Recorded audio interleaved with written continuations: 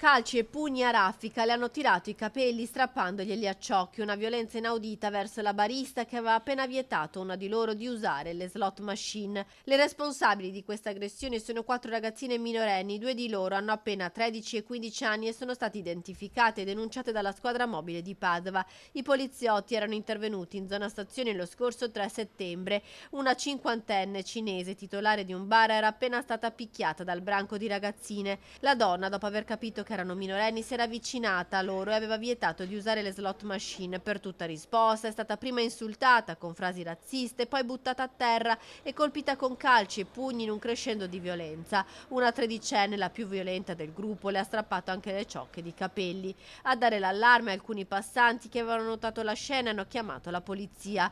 Grazie alle telecamere di sorveglianza i poliziotti in poche ore hanno identificato 2 delle 4 ragazze. La tredicenne, italiana di origine albanese, da marzo ad oggi è già stata segnalata all'autorità giudiziaria ben 4 volte per lesioni provocate a giovanissime vittime o aggressioni a coetanee per derubarle. L'altra identificata invece è una quindicenne marocchina, anche lei già nota alla questura perché ad agosto era stata denunciata per molestie e disturbo ad altre persone. Per lei è scattata anche la misura dell'avviso orale. Preoccupa questo crescendo di violenza minorile tra le ragazze. Ad agosto, sempre a Padova, un altro gruppetto di tredicenni in stazione aveva bullizzato e vessato una disabile. Nei primi 7 mesi dell'anno in tutta la provincia di Padova sono stati 107 minorenni segnalati alla Procura della Repubblica, al Tribunale dei minori di Venezia, 92 i minorenni indagati e 15 invece quelli arrestati per spaccio, lesioni e rapine.